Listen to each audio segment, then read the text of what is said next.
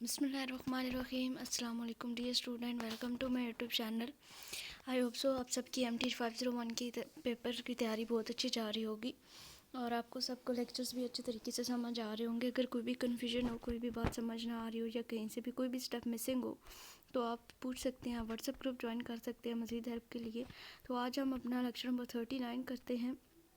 Lecture number 39 lecture number 38 کے related ہی ہے. Just یہاں پہ جو مین اس کے چیزیں ہم نے پڑھنی ہیں وہ 4 چیزیں. ایک ہم نے آرتھوگونل سیٹ کے بارے میں پڑھنا ہے, آرتھوگونل بیسز, آرتھونارمل سیٹ اور آرتھونارمل بیسز. یہ ایکچولی سیم ہی ہیں سارے. اپنے پچھلا جو آپ کا لیکچر تھا لیکچر نمبر 38 اس میں آرتھوگونل سیٹس کے بارے میں پڑھا ہے. اسی چیز کو مزید آگے موڈیفائی کرنا ہے. تو سٹارٹ کرتے ہیں لیکچر.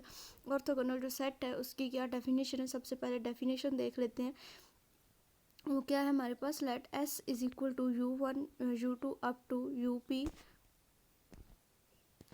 تو پچھلا جو آپ کا لیکچر تھا اس میں آپ نے دیکھا تھا کہ 2 ویکٹر آرتھوگونل کب ہوتے ہیں, جب آپ 2 ویکٹرز کا ڈاٹ پروڈکٹ لیتے ہیں. یعنی کہ U اور V, اگر آپ کے پاس 2 ویکٹرز ہیں ان کا آپ ڈاٹ پروڈکٹ لیں اور وہ اکول ٹو 0 ہے تو آپ کہتے ہیں کہ وہ دونوں جو ہیں وہ آرتھوگونل ہیں. آرتھوگونل سیٹ کی کیا ڈیفینیشن ہے کہ اگر ایس جو ہے وہ ایک سپیس ہے, یہاں پہ نان زیرو ویکٹرز کی سپیس ہے آر این میں, اس set to be N orthogonal set if all vectors in S R mutually orthogonal. یعنی کہ اس سیٹ کے اندر جتنے بھی آپ کے ویکٹرز آپ کو دیے گئے ہیں, یعنی کہ U1 U2 up to UP تک جتنے بھی ویکٹرز ہیں یہ سارے ایک دوسرے سے کیا ہوں, آرتھوگونل. مطلب ان سب کا ڈاٹ پروڈکٹ لیں تو وہ آپ کے پاس 0 کے ایکول ہے تو دین آپ اس کو کہیں گے کہ وہ آپ کا آرتھوگونل سیٹ ہے. آئی ہوپ سو اس کی ڈیفینیشن آپ کو اچھے سے سمجھ آ گئی ہوگی.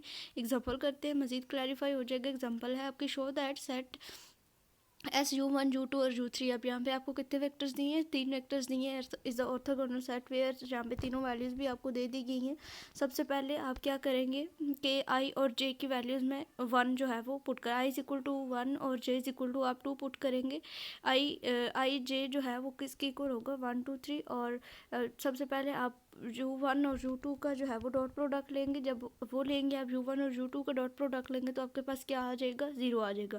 جو اس کا مطلب ہے, یہ بے شک جو درمیان میں یہ دونوں لائنیں نا UI U J is equal to 0, یہ ڈیفینیشن کو اس نے جہاں پہ ڈیفائن کیا ہوا, آپ اس کو بے شک اسکپ بھی کر سکتے ہیں. آپ ڈائریکٹ جو ہے یہ فرسٹ والی لائن لکھیں کہ یہ to show that S is orthogonal we show that each vector in S is orthogonal to each other. بس یہ لائن آپ لکھ دیں اور نیچے آپ پھر ان سب کا جو ہے وہ ڈاٹ پروڈکٹ لیں گے. جب آپ U1 اور U2 کو ملٹیپلائی کریں گے تو آپ کے پاس کیا آنسر آئے گا, 0 آئے گا. آئی ہوپ کہ آپ کو ملٹیپلیکیشن تو آتی ہی ہوگی. ٹھیک ہے, بتا دیتی ہوں پھر سے. یہ فرسٹ رو کو فرسٹ کالم کے ساتھ ملٹیپلائی کیا تو آپ کا کیا آ گیا, 3 کو -1 سے کیا 3, -3 1 کو 2 سے کیا 2, 1 کو 1 سے کیا تو آپ کا آنسر 1 آ گیا. تو جب ان کو آپ ایڈ کریں گے تو آپ کے پاس 0 آئے گا. اس کا مطلب ہے کہ جو آپ کا U1 ہے وہ آرتھوگونل ہے U2 کے. سیم اسی طریقے سے U1 کو U3 ان دونوں کا ڈاٹ پروڈکٹ جب لیں گے تو اس کا آنسر بھی آپ کے پاس 0 آئے گا. تو اس کا مطلب ہے کہ U1 جو ہے وہ بھی آرتھوگونل ہے U3 کے. جب آپ U2 اور U3 کا ڈاٹ پروڈکٹ لیں گے تو وہ آپ کے پاس 0 آئے گا. تو اس کا مطلب ہے کہ جو سیٹ گیون ہے آپ کے پاس وہ پورا کیا ہے, آپ کا ایک آرتھوگونل سیٹ ہے. ٹھیک ہے, دین اگلا آپ کا تھیورم ہے, suppose that S is equal to U1 U2 up to UP is an orthogonal set of non zero vector in Rn and W is equal to span U1 U2 is up to UP, then S is linearly independent set and base for W. ٹھیک ہے, یعنی کہ اگر جو W کے set دیے ہوئے ہیں وہ اسپین کرتے ہیں U1 U2 up to UP تک, اور جو S کا ویکٹر ہے وہ بھی آپ کو دیا ہوا, اگر یہ اسپیننگ ہے تو پھر ایس کیا ہوگا, ایک لینئرلی انڈیپینڈنٹ سیٹ ہوگا. اور اس کو یہ آپ کے MCQs میں اس کا پوچھ سکتے ہیں. ٹھیک ہے, آپ کے MCQs میں یہ چیز پوچھی جا سکتی ہے کہ یہ کیا ہے آپ کا, یہ لینئرلی انڈیپینڈنٹ ہوگا. ٹھیک ہے, اس کے بعد آگے اس کا جو پروف ہے اس کو اگر آپ کرنا چاہیں تو کر لیں, ادروائز آپ کے پیپر کے پوائنٹ آف ویو سے جو امپورٹنٹ نہیں آپ اس کو اسکپ کر سکتے ہیں. دین ایگزامپل ہے اسی تھیورم کے مطابق, اس کو دیکھ لیں. If S is equal to U1 U2 is an orthogonal set of non zero vector in R2 show that S is linearly independent set where U1 and U2 از دس. ٹھیک ہے, سب سے پہلے لینئرلی انڈیپینڈنٹ, جب لینئر کی بات آ رہی ہے تو اس کا مطلب ہے کہ آپ نے اس کا لینئر ایکویشن بنانی ہے. ٹھیک ہے, اس کا لینئر سسٹم ایک بنانا ہے.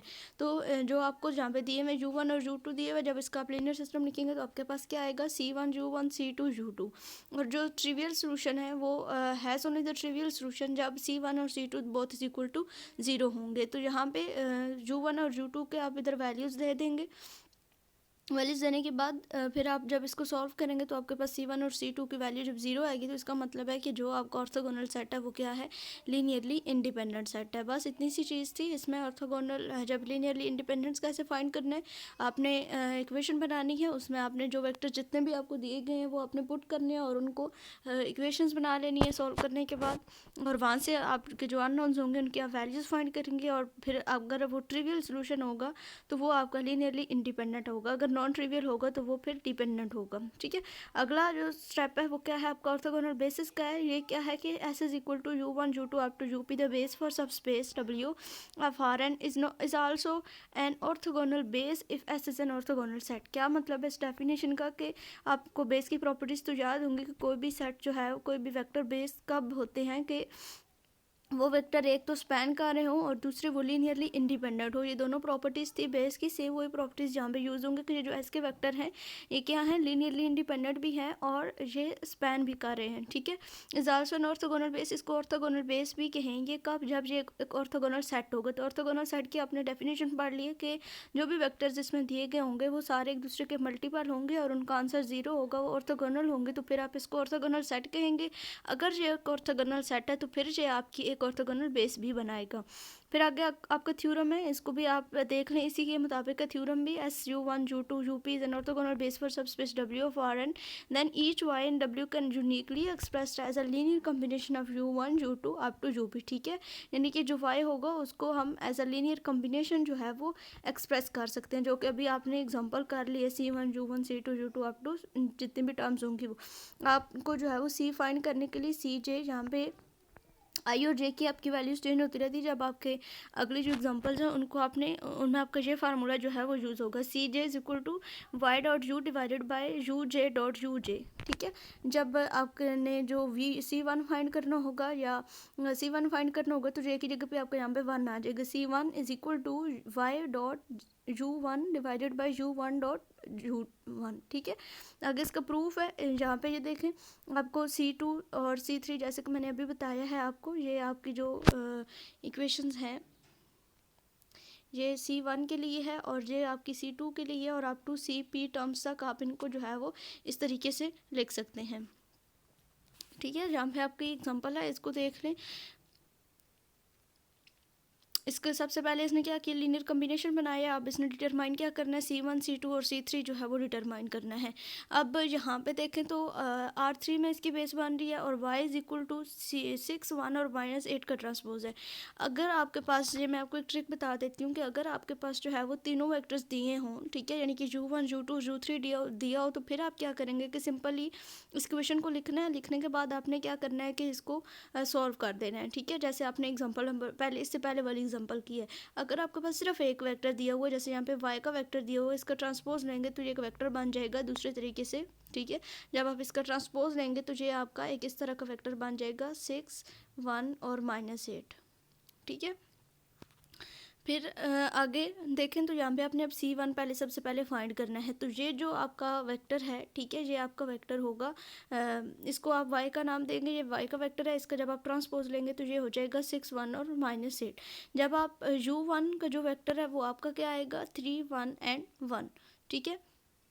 اس کے بعد نیچے آپ نے سیم اسی طریقے سے 3 1 اور 1 جو U1 ڈاٹ U1 ہے اس کو آپ نے لکھنا ہے. جب ملٹی پلائی کریں گے تو آپ کے پاس 11 اور 11 از اکول ٹو 1 آ جائے گا. پھر اس طریقے سے آپ نے C2 فائنڈ کر لینا ہے، C3 فائنڈ کر لینا ہے. بالکل سمپل سی ان کی کیا ہے کہ کیلکولیشنز ہیں، تو ان کو آپ نے جو ہے سولو کرنا ہے. آخر پہ آ کے آپ نے ان کی ویلیوز کو یہاں پہ پٹ کر دینا ہے تو آپ کی ایگزامپل سولو ہو جائے گی. سیم اس طریقے سے اگلا ہے. یہاں پہ اب U1 U2 U3 سب ایک ساتھ دیا ہوا ہے تو یہاں پہ بھی آپ اس کو اس طریقے سے C1 C2 اور C3 کی ویلیوز لگا کے ان کو پٹ کر کے تو یہاں پہ آپ کا یہ کوسچن سولو ہو جائے گا. بہت ہی آسان سا یہ لیکچرز ہے، ان کو آپ نے جو ہے وہ ایک دفعہ لازمی دیکھ لینا ہے. Then again, orthogonal projection decomposition of a vector into the sum of two vector. Decomposition of the non-zero vector of y belong to Rn into the sum of two vector in such a way then one is multiple of u belong to Rn and other is orthogonal to u. ٹھیک ہے. یعنی کہ ایک جو اگر ان کو آپ سم میں لکھیں، ٹھیک ہے، ڈیکمپوزیشن جو ہوتی ہے، ڈیکمپوزیشن جب آپ کریں گے تو کیا ہوگا کہ یہ سم ہوگا دو ویکٹرز کا اس طریقے سے کہ ایک جو ہے وہ ملٹیپل ہوگا Rn کا اور دوسرا جو ہے وہ آرتھوگونل ہوگا. یہاں پہ یہ آپ کا فارمولا، اس کو آپ مائنڈ میں رکھ لیں. یہ آپ کے MCQs میں جو ہے وہ آپ سے پوچھ سکتے ہیں. ٹھیک ہے. اس کے بعد یہاں پہ سیم وہی جو آگے اگزامپل آپ نے پیچھے کی ہیں وہی ہیں. یہ آپ نے اس کا جو آپ کا فارمولہ ہے ادھر دیکھ لیں کہ پروجیکشن جو ہوتی ہے یعنی کہ یہ جو وائی ہیٹ ہے اس کا مطلب ہے کہ یہ پروجیکشن ہو رہی ہے. یہ فارمولے ہیں دونوں, ان کو آپ نے مائنڈ میں رکھنا ہے. اگزامپل ہے آگے اس میں, اب آپ نے دیکھیں یہ والی فارمولہ یوز کر کے یہاں پہ اب آپ نے اس کی پروجیکشن جو ہے وہ فائنڈ کرنی. سب سے پہلے وائی ڈاٹ یو پھر یو ڈاٹ یو آپ نے فائنڈ کر لیا. پھر آپ نے جو وائی ہیٹ کا فارمولہ ابھی دیکھا ہے یہ والا فارمولہ تھا آپ کا اوپر, یہ Y dot you divided by you dot you into you, تو وہ آپ فارمولہ یہاں پہ لگائیں گے اس ایکویشن میں, تو آپ کے پاس یہ سالو ہو کے 40 ڈیوائیڈیڈ بائی 20 یو آ جائے گا. اور آگے پھر جب اس کا آپ یو کا میٹرک اس کے ساتھ لگائیں گے تو یہاں سے کامن لے کے اور اس کے components Y minus Y heat, جب آپ کا وائی ہیٹ نکل آئے گا تو پھر آپ اس کو اس طریقے سے سولو کر لیں گے. سمپل سی یہاں پہ کیلکولیشنز ہیں, ان کو آپ نے جو ہے وہ پریکٹس کرنی ہے. آئی ہوپ سو آپ کو سمجھ آ گئی ہوگی. ان کی چھوٹی چھوٹی اگزامپلز ہیں یہ بس. اس کے بعد یہی فارمولے جو ہیں وہ یوز ہو رہے ہیں. ڈسٹینس آپ نے کیسے فائنڈ کرنا ہے یہ اپنے پچھلے لیکچر میں بھی سمپل سے اس کا فارمولہ تھا وہ بھی آپ نے دیکھ لیے. اس کے علاوہ یہاں پہ کچھ جو امپورٹنٹ پوائنٹ آپ کے آبجیکٹیو کے پوائنٹ آف ویو سے وہ میں نے ہائی لائٹ کر دی ہیں. اگر آپ کو یہ ہینڈ آؤٹس چاہیے ہو تو آپ میسج کر سکتے ہیں, ای میل کر سکتے ہیں, آپ کو ہینڈ آؤٹس جو ہیں وہ ایزیلی مل جائیں گے اور آپ کا پیپر جو ہے وہ 100% کریکٹ ہو جائے گا. دین آگے آپ کا لیکچر نمبر 40 ہے, اس میں آرتھوگونل ڈیکمپوزیشن ہے. اس میں دو آپ نے امپورٹنٹ جو آپ کے پوائنٹ ہیں وہ میں آپ کو ان دونوں کا کنسیپٹ بیسک کنسیپٹ بتاؤں گی, اور آپ نے ایگزامپلس کی جو کیلکولیشن ہے بہت ہی سمپل سی ہے, اس کو آپ نے ٹرائی کرنا ہے. آرتھوگونل ڈیکمپوزیشن تھیورم کیا ہے؟ the orthogonal projection of the point in R2 on the line through the origin has an important analog in Rn. ٹھیک ہے, اس کے جو بیسک چیز ہے وہ میں آپ کو یہاں پہ بتاتی ہوں کہ y hat is the unique vector in W for which y minus y hat is an orthogonal to W. ٹھیک ہے, orthogonal کی تو آپ کو ڈیفینیشن اب آ گئی ہوگی کہ دو ویکٹرز ان کا ڈاٹ پروڈکٹ لینے سے آنسر ان کا زیرو ہے. ایک آپ کا جو ہے وہ کیا ہے, ویکٹر ہے, یہاں پہ ایک بڑا ویکٹر ہے. ٹھیک ہے, جیسے کہ آپ کو یہاں پہ نظر آ رہا ہے یہ جو وائر والا ایریا ہے یہ آپ کا بڑا ویکٹر ہے, اس کو اپنے ڈبلیو کا نام دیا. اس کے اندر آپ کا جو ہے وہ کوئی ایک چھوٹا ویکٹر ہے, ٹھیک ہے, چھوٹا سیٹ ہے, اس کو آپ نے جو ہے وہ وائی ہیٹ کا نام دیا. اور جو یہ وائر ہے یہ آپ کا ایک وائی ہے, وائی اس نے کیا کہا ہے, unique Y heat is a unique vector in W. ٹھیک ہے, ڈبلیو کے اندر وائی ہیٹ ایک یونیک ویکٹر ہے, اور وائی مائنس وائی ہیٹ جو ہے یہ آرتھوگونل ہے ڈبلیو کے. Y is a unique vector is close Y W closest to the Y. ٹھیک ہے, یہ وائی سے بھی کیا ہے, کلوزسٹ ویکٹر ہے.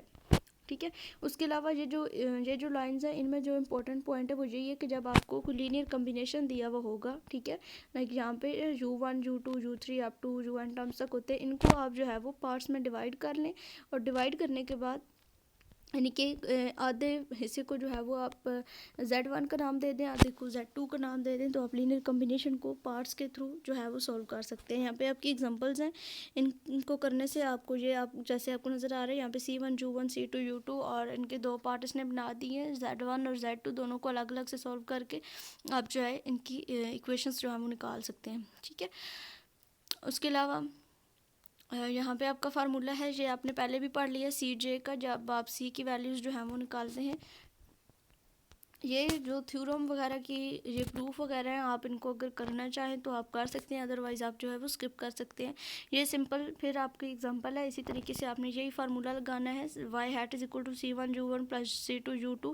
C1 کا وہی formula Y dot U1 divided by U1 dot U2 جو آپ نے پچھلے لیکچر میں دیکھا ہے, اور ساتھ U1 آپ کا آئے گا. پھر آپ سب پہلے جب اس کو سولو کریں گے, یہ جو آپ کا ایریا ہے یہ والا Y dot U1 divided by U1 ان کو جب کریں گے تو 9 over 30 آئے گا, ساتھ آپ کو U1 کا ویکٹر آ جائے گا آپ کے پاس. ٹھیک ہے, اور اسی طرح پھر آپ اگلے والے کو سولو کریں گے تو یہاں پہ ان کی کیلکولیشنز ہے, اگر اس میں کوئی بھی ایشو ہو تو آپ جو ہے وہ پوچھ سکتے ہیں. ٹھیک ہے, اس کے بعد یہ ایگزامپل ہے سیم اسی طریقے سے اس کو بھی کرنا ہے. یہ اس کو ویریفائی کرنا ہے کہ یہ دونوں ویکٹرز ہیں وہ آرتھوگونل ہے. تو ویکٹرز آرتھوگونل کب ہوتے ہیں, جب ان کا ڈاٹ پروڈکٹ جو ہے وہ زیرو کے ایکول آ جائے تو اس کو آپ کہتے ہیں کہ وہ آپ کا آرتھوگونل. جب ان کو آپ ملٹیپلائی کریں گے تو آپ کا آخر پہ زیرو آ جائے گا, تو اس کا مطلب ہے کہ Z جو ہے وہ آرتھوگونل ہے, آپ کا ویکٹر ہے. ٹھیک ہے, بیسٹ اپروکسیمیشن تھیورم کیا ہوتا ہے؟ بیسٹ اپروکسیمیشن تھیورم آپ اس کا جو فارمولہ ہے وہ دیکھ لیں, یعنی کہ جو آپ کو جو آپ کا ایریا ہوتا ہے وہ آپ کو یہ شارٹیسٹ ڈسٹینس جو ہے وہ آپ کو پرووائڈ کرتا ہے اپروکسیمیشن تھیورم. ٹھیک ہے, یعنی کہ آپ کا کوئی ایک پوائنٹ ہے, ٹھیک ہے, فرض کریں یہ آپ کی ایک پوائنٹ ہے اور جہاں پہ آپ اس کا جو ہے وہ کوئی ایک پوائنٹ لیتے ہیں. ٹھیک ہے, اس کا جو آپ کر یہاں پہ جو درمیان میں یہاں سے یہاں تک جو آپ کا ڈسٹینس ہوگا اور ادھر سے ادھر کا ڈسٹینس ہوگا، اور یہ جو ڈائریکٹ والا ڈسٹینس ہے یہ آپ کا ایک شارٹیسٹ پوائنٹ ہے، شارٹیسٹ ڈسٹینس ہے جو آپ کو بیسٹ اپروکسیمیشن تھیورم جو ہے وہ پرووائڈ کرتا ہے. ٹھیک ہے، اس کا جو فارمولہ ہے وہ آپ رکھ لیں یہاں پہ y minus projection of y to w. یہ جو آپ کی ڈبل لائنس ہیں ان کو آپ نارم کہتے ہیں، آپ نے اپنے پچھلے لیکچرز میں ان کو دیکھا ہے، از لیس دین y مائنس w کے.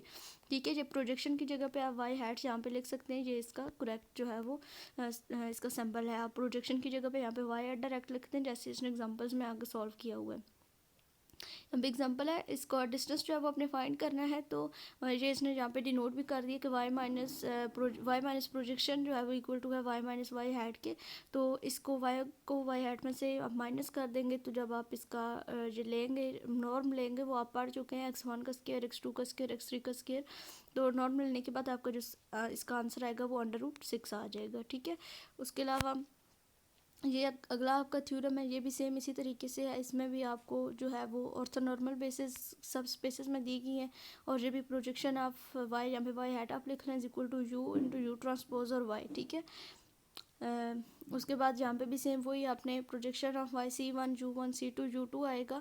تو یہاں پہ آپ نے c1 کی جگہ پہ c1 والی ایکویشن یوز کرنی ہے، c2 کی جگہ پہ وہ، اور ان کا جو ہے وہ آپ نے آنسر نکال لینا. لیکچر نمبر 41 ہے آپ کا orthogonal bases gram segment process اور آرتھونارمل بیسز ہے. ٹھیک ہے، اس کا جو سب سے پہلے آپ جو ہے وہ اس کا تھیورم دیکھ لیں، پھر آپ کو ایگزامپلس جو ہیں وہ ایزیلی سمجھ آ جائیں گی. ٹھیک ہے، یہاں پہ آپ کا ایگزامپل ہے کہ تھیورم ہے گیون بیسز، جہاں پہ بیسز آپ کو دی گئی ہیں، تو ان بیسز کو جو ہے وہ ڈیفائن کر رہا ہے. یہاں پہ آپ کا جو فارمولے یوز ہوں گے وہ یہ یوز ہوں گے v1 کے لیے. v1 کو اگر آپ نے فائنڈ کرنا ہے تو آپ کا فارمولہ یوز ہوگا x1 v2 is equal to جو آپ کا x2 minus x2 dot v1 divided by v1 اور v1. ٹھیک ہے، جب آپ کا v3 فائنڈ کرنا ہے تو جو x3 والا ہے وہ آپ کا x2 والے سے مائنس ہو جائے گا. پھر اسی طریقے سے جب آپ اپ ٹو n ٹرمز تک آپ کو آگے جانا ہے تو جو فرسٹ والا ہوگا وہ سیکنڈ والے سے مائنس ہوتا جائے گا. تو اس طریقے سے آپ اس کو فائنڈ کریں گے. تو اب آپ کو یہ ایگزامپل ایک کرواتی ہوں، اس سے آپ کو مزید آئیڈیا ہو جائے گا. آرتھوگونل بیسز یہاں پہ فائنڈ کرنی ہے، تو جو v1 ہے وہ آپ کا کیا ہے x1 کے ایکول ہے. تو سب سے پہلے v2 کو یہاں پہ اس نے نکال لیا ہے is equal to x2 minus p. یہاں پہ اس کا فارمولہ لکھا ہے x2 minus x2 dot v1 divided by v1 اور v1 آگے اس کے ملٹیپلیکیشن میں x2 کی جگہ پہ یہاں پہ اس نے x2 والا ویکٹر لکھا ہے، اور آگے اس ایکویشن کو اس نے سولو کیا ہے x2 مائنس v1 والی کو 15 اور 45 آتا ہے، اور آگے اس نے v1 کا ویکٹر جو ہے وہ لکھا ہے، اور ان کو جب ملٹیپلائی کیا تو یہاں پہ اس کی بیسز آ گئی. ٹھیک ہے، اسی طریقے سے اگلے آپ کے ایگزامپلز ہیں بالکل سمپل سی ہیں، بالکل اس طریقے سے اگر آپ کو یہ فارمولے یاد ہو جائیں گے تو آپ کا جو ایگزامپلز ہیں وہ اچھے طریقے سے کلیئر ہو جائیں گی. MTH 501 میں جتنے بھی فارمولاز وغیرہ ہیں وہ آپ نے بالکل بھی نہیں چھوڑنے ہیں، لازمی کرنے ہیں، اور جتنے بھی آپ کے تھیورم ہیں وہ آپ نے لازمی دیکھنے ہیں، کیونکہ تھیورم میں سے آپ کو آبجیکٹیو آتا ہے، اور اس دفعہ آپ کو 40 MCQs ہوں گے. تو اگر آپ نے آبجیکٹیو بھی اچھے طریقے سے تیار کر لیا، کوئی ایک آدھ کوسچن رہ بھی جاتا ہے تو کوئی جو ہے وہ اس طرح کا ایشو نہیں ہوتا. ٹھیک ہے، 40 مارکس آپ کے MCQs کے کم از کم جو ہیں وہ فل ہونے چاہیے. یہاں پہ آرتھونارمل اسپیس دی ہوئی ہے، بیس دی ہوئی ہے، جہاں پہ اس نے کہا ہے کہ گرامس سیگمنٹ پروسیس کے تھرو اس کو جو ہے وہ آپ فائنڈ کریں. تو وہی فارمولہ جو آپ نے تھیورم میں دیکھا ہے اسی کو لگانا ہے. سمپل سی ملٹیپلیکیشن اس کو آپ کریں گے تو یہ آپ کو سمجھ آ جائے گی. وہ لینے کے بعد پھر آپ نے جب آرتھونارمل بیس لینی ہے تو پھر آپ کو یونٹ ویکٹر اس کا فائنڈ کرنا ہوتا ہے. تو یونٹ ویکٹر کا فارمولہ آپ پیچھے دیکھ چکے ہیں، v1 ڈیوائڈیڈ بائی v1 کے نارم کے ساتھ آپ اس کو ڈیوائڈ کرتے ہیں، اور اگر v2 کا لینا ہے تو v2 کے نارم کے ساتھ ڈیوائڈ کرتے ہیں، تو آپ کو یہ جو ہے وہ آنسر اس کا مل جاتا ہے. پھر اگلا آپ کا تھیورم ہے، اس میں فیکٹرائزیشن ہے آپ کی، کہ اگر آپ کا جو ہے وہ ایک میٹرک ہے اس میں سے QR فیکٹر ہے، اس کے فیکٹر جو ہے وہ آپ کیسے بناتے ہیں. اس کو ایک دفعہ ریڈ کر لیں. If A is an m cross n matrix with a linearly independent column, then A can be factored at A is equal to QR, where Q is m cross n matrix whose column for the orthonormal basis for the column A, and R is n cross n upper triangular invertible matrix with a positive entries on its diagonal. Simple سی یہاں پہ statement ہے، ان کو آپ نے پڑھ لینا ہے، یہ آپ کے آبجیکٹیو کے لئے امپورٹنٹ ہے. QR فیکٹرائزیشن یہاں پہ کرنی ہے. یہاں پہ اس نے ڈائریکٹ جو ہے وہ کیا ہے، اس میں بھی آپ نے سیم اس طریقے سے، یہ آپ کا x1 ہے، میں آپ کو بتا دیتی ہوں، یہ آپ کا x1 ہے، اگلا آپ کا x2 ہے، اور اگلی جو رو ہے وہ آپ کی x3 کی رو ہے. ٹھیک ہے، تو ان کو سیم اسی طریقے سے آپ نے جو یہ فارمولے آپ نے پڑھے ہیں x1 x2 sorry v1 v2 اور v3 کو فائنڈ کرنے کا یہ فارمولے، ٹھیک ہے، v2 اور x2 سے مطلب v2 x2 ہوتا ہے، تو دونوں کا جو ہے وہ آپ ایک فارمولہ یوز کر سکتے ہیں، ان سب کو آپ نے فائنڈ کرنا ہے، پھر آپ جو ہے وہ یونٹ ویکٹر فائنڈ کریں گے تو یہ آپ کے پاس q کا ویکٹر بن جائے گا، پھر اس کو q کا ٹرانسپوز لے کے کہ میٹرک کے ساتھ ملٹیپلائی کریں گے تو سمپل یہ آپ کا میٹرک بن کے آ جائے گا۔ یہاں پہ آپ کا تھیورم ہے یہ وہی ہے جو آپ نے اپنے پچھلے لیکچر میں پڑھا ہے، پھر بیسٹ اپروکسیمیشن تھیورم وہی جو آپ کو پہلے جو ہے وہ میں نے بتا دیا ہے۔ یہ لیکچر آپ کا 40 تھا، لیکچر نمبر 42 ہے لیسٹ اسکیئر سلوشن، یہ آپ کا تقریباً جو ہے وہ ملتا جلتا ہے آپ کے یہ جو آپ کا بیسٹ اپروکسیمیشن تھیورم ہے اس سے، اس میں دوبارہ سے اس کو ریپیٹ اس نے کیا ہے۔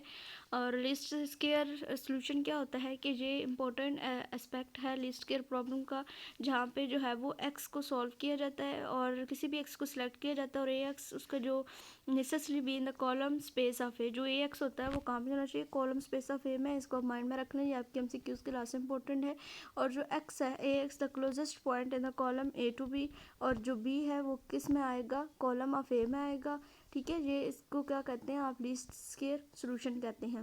تو اس کا جو جرنل لیسٹ اسکیئر پرابلم ہے اس نے یہاں پہ ایک ایگزامپل نیچے اس کی دی ہے، اے x is equal to be ہوتا ہے، سمپل سی جو بات ہے وہ آپ نے یہ یاد رکھنی ہے کہ اے x is equal to be, یہ آپ کے MCQs میں ریپیٹ ہو سکتا ہے، اس کو آپ نے دیکھنا ہے۔ نارمل ایکویشن ایکس کے لیے کیا ہوتی ہے، A transpose a x heat is equal to A transpose be, ٹھیک ہے، اس کو آپ نے مائنڈ میں رکھنا ہے، اس کو نارمل ایکویشن فار ایکس کہتے ہیں، یہ آپ کے آبجیکٹیو کلاس سے امپورٹنٹ ہے، ٹھیک ہے، جہاں پہ کچھ چیزیں میں نے ہائی لائٹ کیا کہ بی مائنس اے ایکس کیا ہوتا ہے، orthogonal to the rows of A transpose ہوتا ہے، اور be minus a x is the orthogonal to all column of اے، ٹھیک ہے، اگر be minus a x heat ہے تو اس کو آپ کہتے ہیں کہ وہ روز آف اے ٹرانسپوز کے ہے، اور جو be minus a x heat ہے وہ orthogonal to all column of اے کے بھی ہے، ٹھیک ہے، پھر اس کو آپ ایکویشن میں لکھیں گے اے x plus be minus x, اس کو ڈیکمپوزیشن کہتے ہیں into some of vectors in column A and vector orthogonal to column A, اس کی ڈیفینیشن ہے، اس کو بھی آپ دیکھ لیں، بی مائنس اے ایکس کا heat is less than equal to be minus a x کے ایکول ہوتا ہے، یہ آپ کے MCQs کے لحاظ سے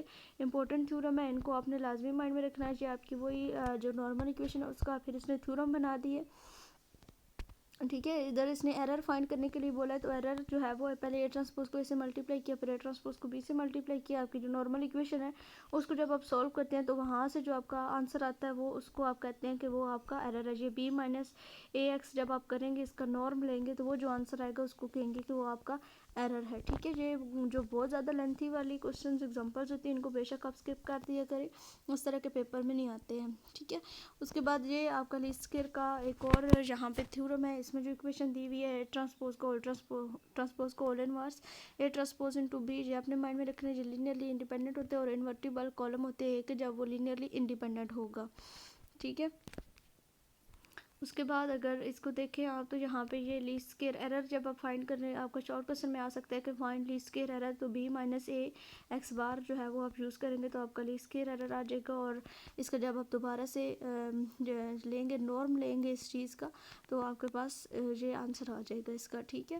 ایک as a unique list solution given by, اس کا یونیک لیسٹ اسکیئر کب ہوتا ہے، x bar is equal to R inverse Q T اور بی، ٹھیک ہے۔ یہ جو ایگزامپلز ہیں یہ بہت زیادہ لینتھی والی ہیں تو بے شک آپ ان کو جو ہے وہ اسکپ کر دیں۔ نیکسٹ نمبر 43 آپ کا انر پروڈکٹ اسپیس، آپ انر پروڈکٹ کے بارے میں اپنے پچھلے لیکچرز میں پڑھ چکے ہیں۔ نیکسٹ نمبر 38 میں اب یہاں پہ اسپیس کے بارے میں، یہ کیا ہے، از a vector space with additional structure call the inner product, ٹھیک ہے، اس میں کچھ ایڈیشنل چیزیں ہوتی ہیں، اس کو جو ہے وہ انر پروڈکٹ کہا جاتا ہے، structure call the inner product, اس کے اندر جو ایڈیشنل انر پروڈکٹ کے اسٹرکچرز ہوتے ہیں جب وہ بنتے ہیں تو پھر اس کو انر اسپیس کہا جاتا ہے، ٹھیک ہے۔ Inner space specialize generalise Euclidean space کو بھی یہ جو ہے وہ جنرلائز کرتا ہے، ٹھیک ہے۔ اس کے علاوہ یہ کیا کرتا ہے، اس کو scalar two vector space of any dimension بھی کہا جاتا ہے، اور یہ فنکشنل انالائسس میں اسٹڈی کیا جاتا ہے، ٹھیک ہے۔ اس کی ڈیفینیشن ہے انر پروڈکٹ کی جو آپ اپنے پچھلے لیکچرز میں پڑھ چکے ہیں، اس کی وہی پراپرٹیز ہیں، ایگزیمز ہیں، یہاں پہ ان کو بھی آپ نے دیکھ لینا ہے، ٹھیک ہے، سمپل وہی چیزیں ہیں، اور جہاں پہ یہ جو ہائی لائٹڈ ہیں ان پوائنٹس کو آپ نے لازمی دیکھنا ہے۔ Vector space with an inner product is called the inner product space, ٹھیک ہے۔ اس کے بعد جہاں پہ یہ جو ایگزامپلز ہیں ان کو کافی یہ لینتھی ہیں. یہ فرسٹ والی ایگزامپل میں آپ کو کروا دیتی ہوں. فکس اینی ٹو پوزیٹیو سے number Cs 4 and 5 and for vector u1 u2 and v is equal to v1 v2 in R2 set. ٹھیک ہے, u اور v ہے, یہاں پہ آپ نے فکس کرنا ہے کہ 4 اور 5 ویکٹرس کو. ٹھیک ہے, پوزیٹیو ویکٹرز ہیں.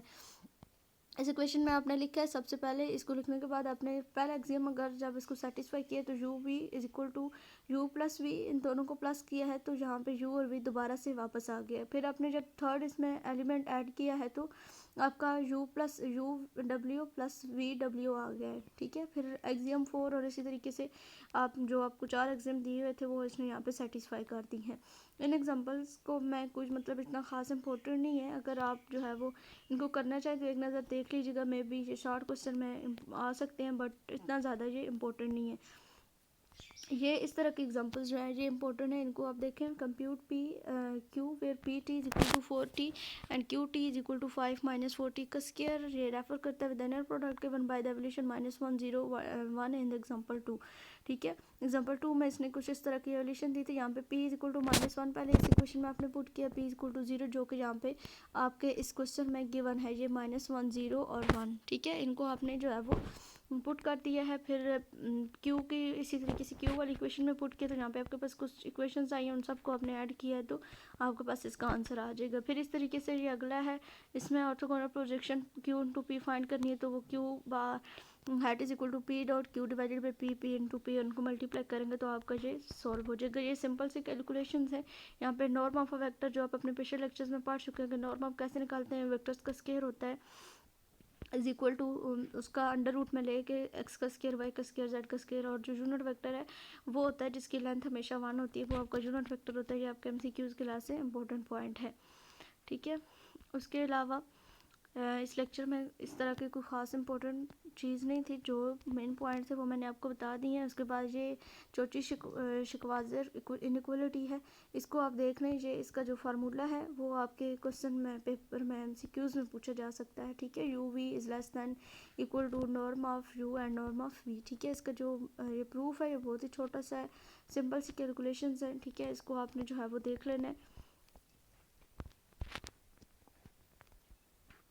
دین آپ کا لیکچر نمبر 44 ہے, اس میں اپلیکیشن اینر پروڈکٹ اسپیس کی. ٹھیک ہے, وہی آپ نے یہاں پہ آپ کی کچھ پراپرٹیز دی ہوئی ہیں وہی دوبارہ سے ریپیٹ ہو رہی ہیں. اس کے بعد لیسٹ اسکیئر لائن کیا ہوتی ہے, ایک نیو چیز ہے. یہاں پہ لیسٹ اسکیئر لائن دو ویریبل ایکس اور وائی ہوتے ہیں, ان میں جو لینئر ایکویشن ہوتی ہے وہ β1 پلس β0 پلس β1 ایکس ہوتی ہے. ٹھیک ہے, اس میں کوئی بھی آپ کی جو ایکویشن دی گئی ہوتی ہے x1 y1 x2 up to xn اور yn ٹرمز تک, اس کا جو ڈیٹا ہے اگر وہ پوائنٹ پہ لائن پہ ہو تو پھر پیرامیٹر b0 اینڈ b1 جو ہے وہ سیٹسفائی کرتی ہیں ان ایکویشنز کو. یہ جو آپ کو ایکویشنز دی ہوئی ہیں ان کو یہ سیٹسفائی کرتے ہیں. b0 plus β1 x1 is equal to y1 b0 plus β1 x2 up to n terms تک ان ایکویشنز کو جو ہے وہ سیٹسفائی کرتی ہیں.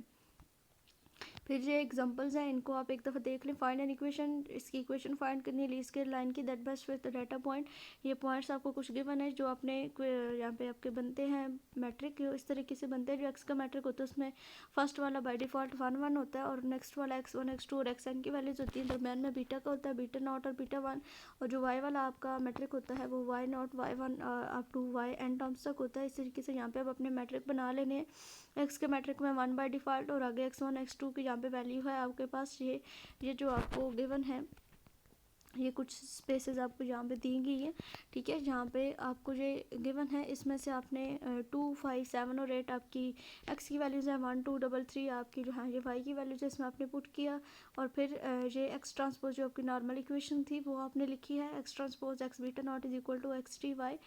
اس کو پہلے لیفٹ ہینڈ سائڈ کو اس نے سولو کیا, پھر اس کی رائٹ ہینڈ سائڈ کو سولو کیا. تو یہاں پہ نارمل ایکویشن میں پھر اس کو پٹ کیا β0 اور β1. پھر اس کا جب اس نے انورس لیا ہے, انورس لینے کے بعد آپ کو انورس کا تو پتہ ہے adjoint of a divide by determinant. پہلے ڈیٹرمنٹ لیا پھر اس کو ایڈجوائنٹ لیا ہے, تو اس کو ملٹیپلائی کرنے کے بعد جو اس کی نارمل ایکویشن ہے اسکیئر کی ایکویشن بنی ہے وہ y is equal to 2/7 plus 5/14 x بنی ہے. ٹھیک ہے, ویٹڈ لیسٹ اسکیئر اس کی جو ایکویشن ہے وہ آپ دیکھ لیں. Just W Y minus W Y heat کا نارم کا square is equal to W Y minus W A Y کا ہیٹ کا نارم کا اسکیئر آتا ہے. ٹھیک ہے, اس میں بھی اس کی جو نارمل ایکویشن ہے وہ یہ ہے، اس کو آپ مائنڈ میں رکھ لیں، ٹھیک ہے.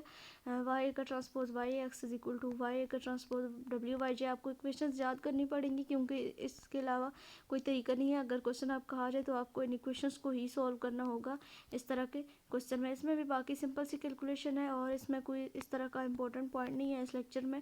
تو آئی ہوپ سو کہ جو ایک اور یہ فوریئرس تھیوری ہے، اس کی جو ایکویشنز ہیں ان کو آپ نے مائنڈ میں رکھ لینا ہے. اس کی ایگزامپل نہیں اتنی امپورٹنٹ ہے، لیکن یہ جو اس کی ایگزیکٹ ایکویشن ہے یہ آپ جو ہے وہ آپ کے شارٹ کوسچن میں پوچھی جا سکتی ہے کہ رائٹ دا فورئر سیریز ایکویشن.